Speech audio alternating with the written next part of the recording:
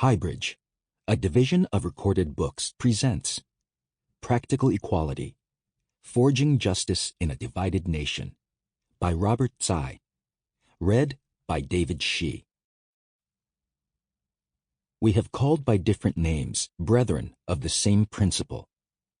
Thomas Jefferson, 1801.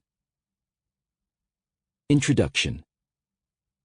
On Friday afternoon, January 27, 2017, the news broke that President Donald Trump had signed an executive order that prohibited travelers from 7 Muslim countries from entering the United States and suspended the refugee admission program for 120 days.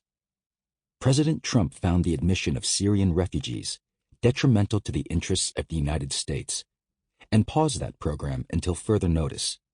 Whether or not they agreed with the policy, most people took these actions for the fulfillment of his campaign pledge, a total and complete shutdown of Muslims entering the United States. Chaos reigned as the changes were implemented in a hurry over the weekend. Travelers had no clue that they were now barred from the country until they landed at an American airport. A toddler who suffered severe burns in a refugee camp was prevented from making the trip to a U.S. hospital for surgery. A 69-year-old Iraqi man, on his way to visit his son in Los Angeles, had his passport seized in Qatar, so he missed a connecting flight. The president's order also prevented an Iranian baby with a heart defect from uniting with family in Portland, Oregon, and receiving urgent care. White House staff bickered publicly with Homeland Security over whether the ban included people who already had green cards. Customs and Border Patrol agents hid from inquiring reporters and distraught family members, uncertain what to say or do. Eager to help, lawyers and activists descended on airport terminals all over the United States, while protests against these measures broke out in major cities: San Francisco, Los Angeles, Washington, D.C., New York, Chicago. Governors and mayors soon got into the act, vowing to help overturn the administration's misguided and un-American policy. In many ways, the spontaneous actions by ordinary citizens and professionals represented the best of our constitutional tradition, recalling other popular efforts to defend the principle of equality on behalf of an embattled minority. A few states led the way in the courts, with the states of Washington, Hawaii, Minnesota, and New York filing lawsuits against the administration. Now, imagine for a moment you are an advocate involved in one of these disputes. In preparing your presentation, you have to anticipate your audience. You might dream of standing before a judge who is already sympathetic to your cause, but the reality is that most jurists are not crusaders, but rather technicians. And you have to keep in mind not merely one person in power, but all of the others who might later weigh in on the matter, because democratic justice is ultimately a collaborative enterprise over time. A trial judge's decision can be reviewed by an appeals court. Every appeals court will have at least 3 decision makers with varying perspectives, and victory in the U.S. Supreme Court requires getting to 5 votes. Whatever the courts ultimately decide, the president, his advisors, and even Congress will always have another crack at the issue. This point can be generalized. To some degree, politics is always involved with questions of constitutional law. Especially in controversies that implicate national security and political identity, as this one does, the audience also consists of regular citizens not directly involved in protests or lawsuits. After all, judges typically only trim the edges of a national policy rather than lash themselves to a program so as to bring it to a screeching halt. It's important to reach activists and voters who might feel a kinship toward strangers affected by a policy, public officials who can influence the making of policy, and employees of bureaucracies charged with implementing it. Concerned citizens face merely a slightly different version of the same situation faced by lawyers. The question for everyone is, what is to be done to confront injustice when the timing doesn't seem right, or the odds appear stacked against you? The most promising argument is that the government has denied the travelers equal treatment under the law, a principle guaranteed by the Constitution's religion clauses and the 14th Amendment's Equal Protection Clause. As a candidate, Trump had repeatedly vowed to stop Muslim migration to the United States. He and his surrogates drew on the worst possible stereotypes of Muslims, broadly blaming them for terrorism, murder, and other unsavory acts. Stoking fear and suspicion of Muslims, they had advocated sweeping measures that would adversely affect this group of worshippers, regardless of individual culpability. Characterizing plentiful evidence of ethno-nationalism as a form of religious bigotry, a group of law professors argued in a friend of the court brief that the president's order was infected with anti-Islamic prejudice, and that such an illiberal sentiment ultimately corrupts and distorts any motive it touches. As a partisan, it's easy to become enamored with one's own argument and overly secure in its correctness. But that's a mistake. For the federal government responded that it had legitimate national security reasons for issuing a policy that treated visitors from these countries differently from other travelers. The 7 countries were experiencing some level of unrest, and their security measures couldn't be trusted. By the way, government lawyers pointed out, the executive order didn't exclude all Muslims in the world, so it wasn't a total shutdown. Trump's casual and undisciplined statements aside, the policy did not amount to an act of religious animus. Beyond these formal objections, what if more subtle considerations played a role in how judges saw the case? What if someone hesitated to declare the president a religious bigot so early in his tenure because that might cast moral aspersions on Americans who voted for him, many of whom backed his candidacy precisely because they shared his view of Islam as a threat to American democracy? Someone might also worry that an equality violation could hamstring a president's later policy decisions in the fight against terrorism. Others might fret that deciding the dispute on equality grounds would alter the social good at stake, admission into the United States, by making it available to foreigners in novel and troubling ways. Faced with similarly controversial matters in the past, decision-makers have sometimes recoiled from vindicating the ideal of equality. Instead, under stress, they have resorted to one of 2 options. One answer is to delay a final decision for as long as possible by manipulating technical legal rules, such as those governing access to the courts. The idea behind delay, or what we might call the strategy of deferral, is to give time for politics or cultural attitudes to catch up, so judges follow popular sentiment rather than try to lead it. That way, legal rulings seem more democratic and are less likely to be openly defied. This is precisely what the Supreme Court did in ducking the issue of interracial marriage in the decades before the civil rights movement roused ordinary Americans to make racial equality a national priority. In the 1950s and early 60s, the justices and their law clerks felt that voters were not ready to tackle such an explosive racial matter while dealing with segregated schools. So judicial officers manipulated legal rules to table the interracial marriage question indefinitely. With the travel ban, the justices could buy time by holding that some of the litigants, such as states, lacked proper standing to sue. That would deprive federal judges of the power to decide cases until more suitable plaintiffs could be found. Or they could make a drawn-out schedule for the filing of legal papers, hold a case over to the next term for re-argument, or delay the release of a decision.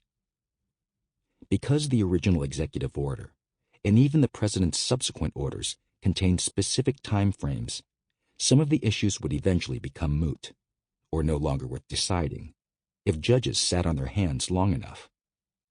Proponents of deferral believe that once courts are taken out of the political firestorm, a highly charged issue might sort itself out in any number of ways. The administration could change its mind. Congress might be forced to stake out a position by either repudiating the president's reading of immigration law or confirming the decision he made. Such a turn of events might then render judicial involvement unnecessary. But the costs of deferral shouldn't be underestimated. Congress might do nothing.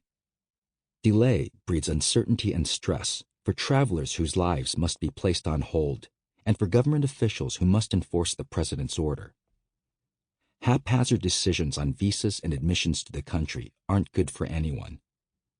In the meantime, families would be kept apart, and jobs, education, and other productive opportunities might be lost. One of the guiding convictions behind deferral is that it's better for political consensus to emerge before courts make decisive rulings. But what if no real consensus would ever arise for certain types of people seeking to vindicate certain kinds of rights?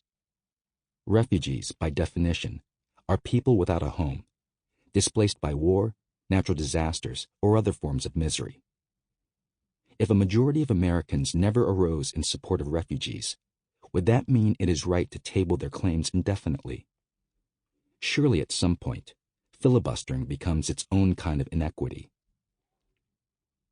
Another option might be appeasement, or openly adopting the objections of your opponents as your own.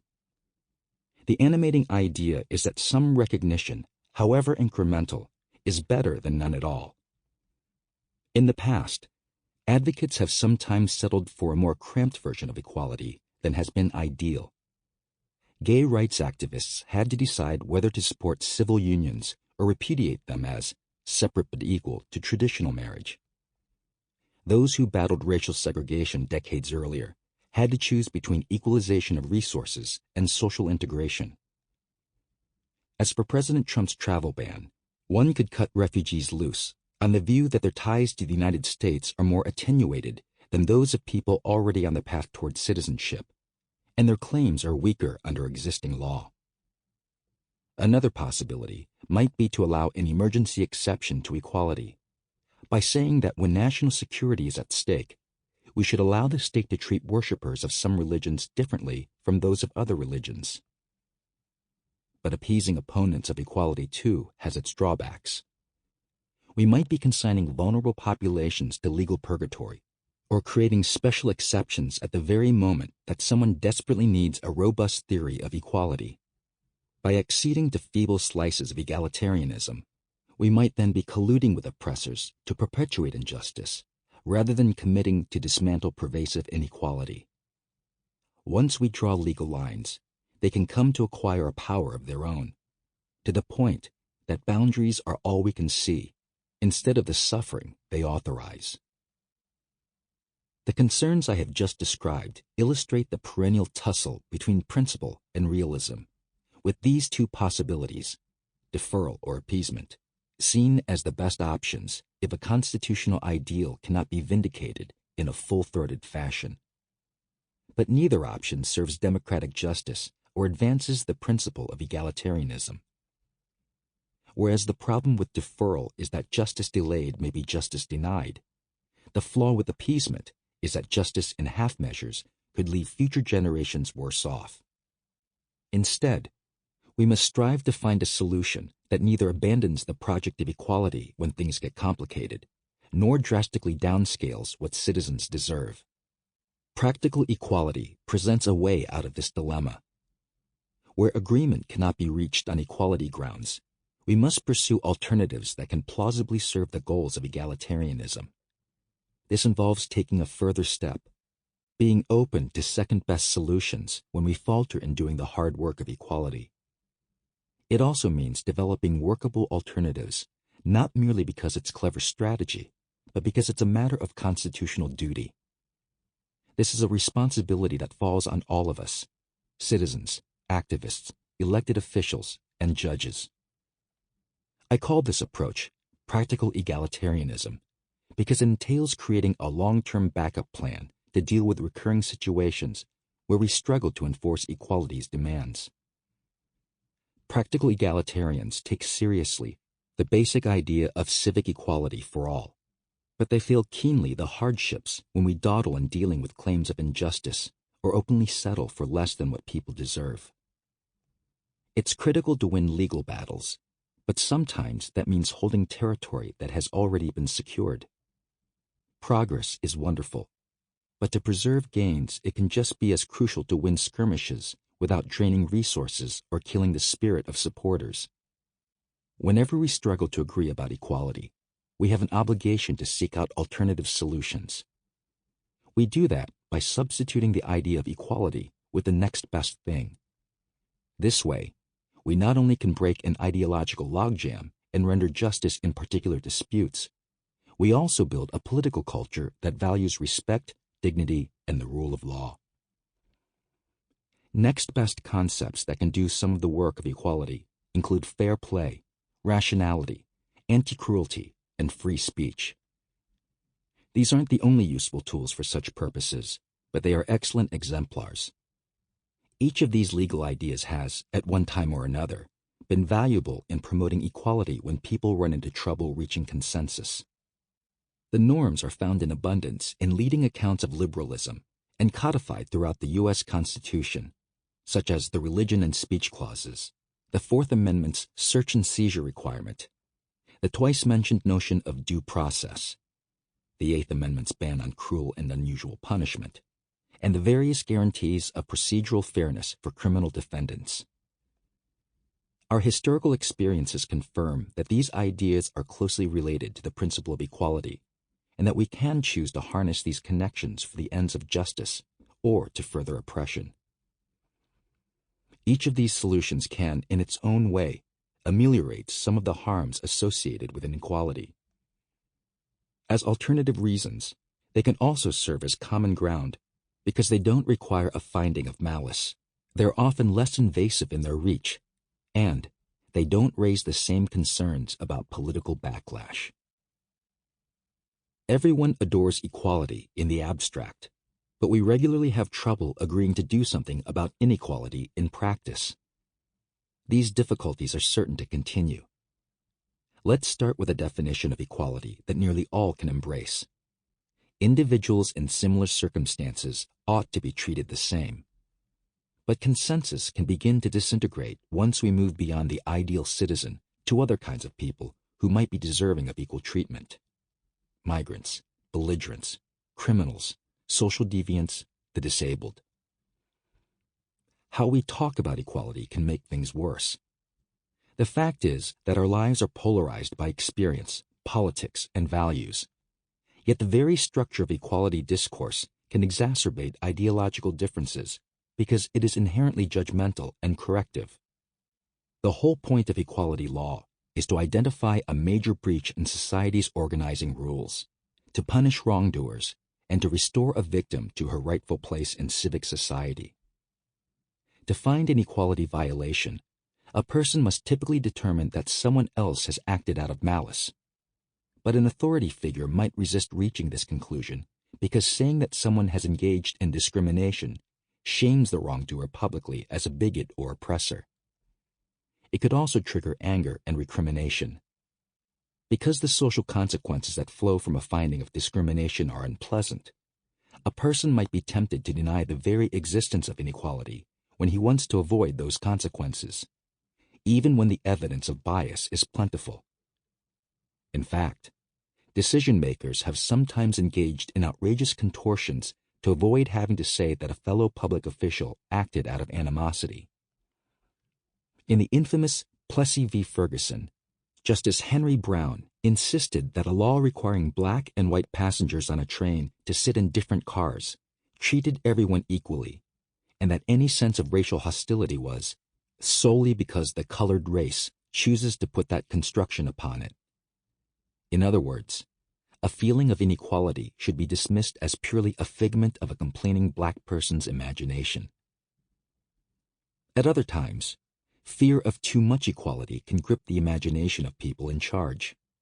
They might worry, as with claims that involve marriage or family or the military, that rendering justice will disfigure a cherished institution or way of life beyond recognition.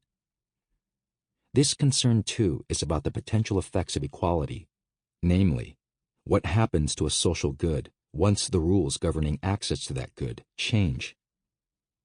Yet a third failure arises from uncertainty in the law. To some extent, the law is always in a state of becoming. It is incomplete. There might not be an exact precedent with identical facts or resolved by a person of the highest rank. Our legal texts promise equality, but leave many things unsaid. When civic equality is at stake, the lack of clear guidance can cause people to reach for tried and true answers, even when those solutions reproduce injustice.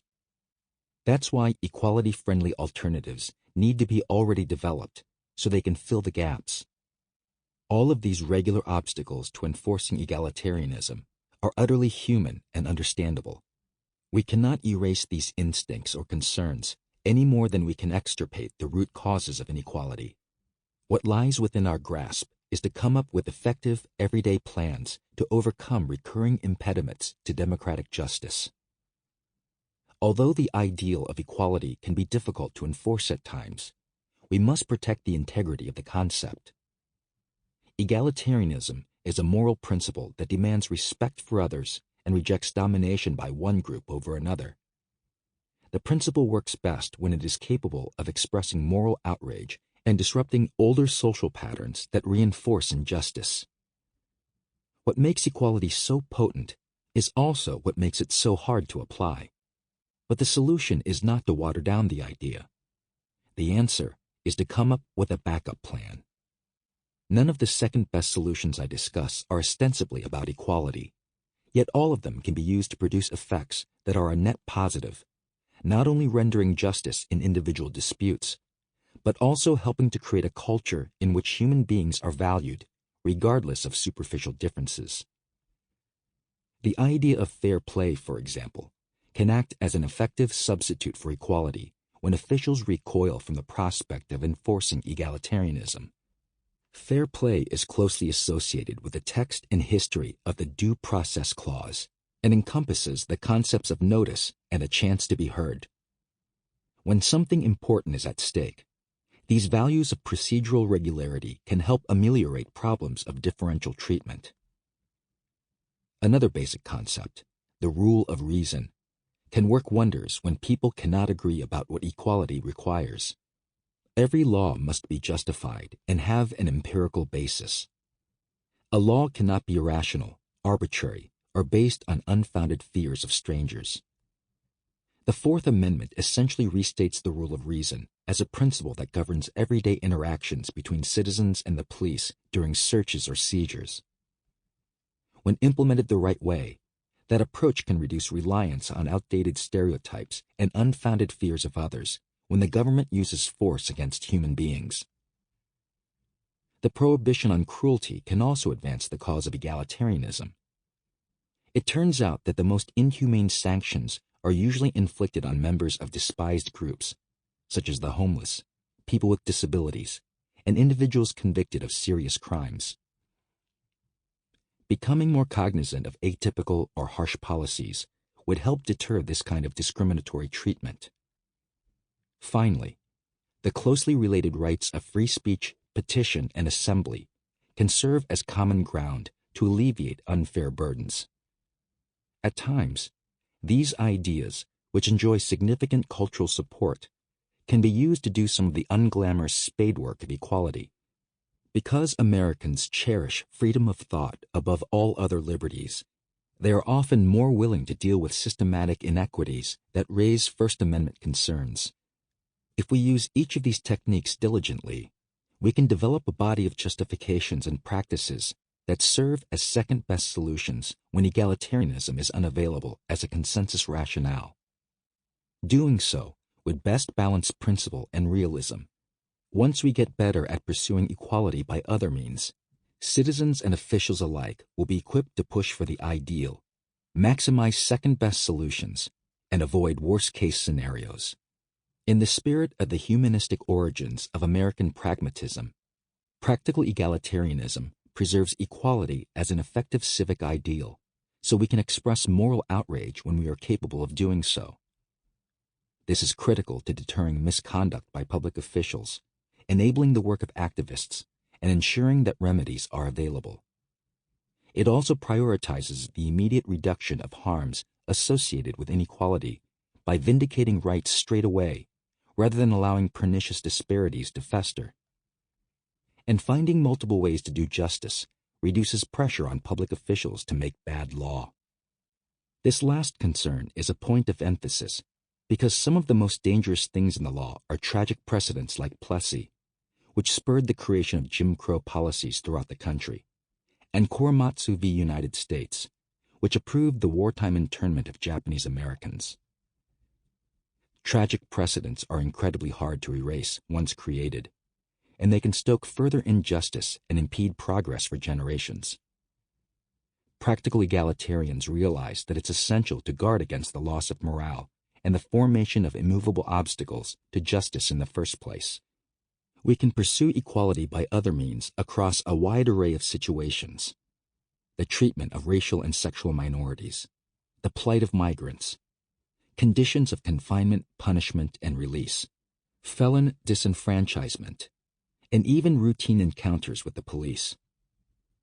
As we consider contemporary issues, we must draw lessons from past struggles so as to outflank enemies of equality and build alliances between devoted supporters and temporary associates. There is reason to be optimistic, because we already intuitively know that seeking justice requires commitment, ingenuity, and foresight. Historically, we have used all kinds of tools to advance the cause of equality indirectly when it seems impossible to do so directly. So pursuing equality by other means is not a matter of doing something entirely new. It's simply a matter of doing what we are already doing, more systematically. Chapter 1. Practical Equality. I've been there, so I know. They keep on saying, "Go slow." Nina Simone, Mississippi Goddamn, 1964. Equality is inherently, irrepressibly righteous. At its best, it is unapologetically so. President John F. Kennedy said it best. "We are confronted primarily with a moral issue," he explained to the nation after federal authority was necessary to break Governor George Wallace's resistance to integrating the University of Alabama. "It is as old as the scriptures and is as clear as the American Constitution. One's yearning to be treated as another's equal is a matter which concerns this country and what it stands for." Beyond the irreducibly ethical nature of equality, Kennedy made two further points. First, the concept links free citizens to one another based on the belief that all men are created equal, and that inequality suffered by some members of society creates a moral crisis for all. Second, while law alone cannot make men see right, legal action nevertheless joins with conscience to create a transformative force capable of making a great change. Indeed, a revolution that is peaceful and constructive for all. Because the cruel disease of discrimination knows no sectional or state boundaries, he diagnosed, the continuing attack on this problem must be equally broad. A society that aspires to justice identifies wrongdoers for having acted purposefully, and perhaps maliciously, to deprive someone of her basic rights. Because equality at its core is an ethical concept, those who act to ensure that people are treated the right way are worthy of praise, while those who obstruct the work of equality deserve condemnation. You can't stake out a vision of justice without taking sides. Now, in a diverse democracy, people will disagree about what equality means. That's to be expected. But it doesn't alter the fact that a dispute over the allocation of precious resources or the role of prejudice in society is a moral disagreement. This is true whether you think that abortion treats the unborn differently by extinguishing potential life, or you fervently believe that restrictions on a woman's decisions over childbirth are a form of sex-based discrimination. Either way, your arguments over equality are highly judgmental. This is because the principle of egalitarianism doesn't seek the most efficient solution, an economic answer, or what would bring the most joy to the greatest number of people, the utilitarian approach. Rather, it calls on everyone to make arguments that presuppose a community based on mutual respect and to explain how a course of action will allow individuals to live a morally rewarding life. Equality is a perpetual threat to the status quo. Traditions will be challenged, social patterns disrupted, policies reformed. Congressman John Bingham of Ohio, who helped write equality into the Constitution after the Civil War, emphasized that the Reconstruction Amendments armed Congress and the people with power to enforce the Bill of Rights against state and local authorities. The purpose was to punish officials of states for violation of the oaths enjoined upon them by their Constitution. Sample complete.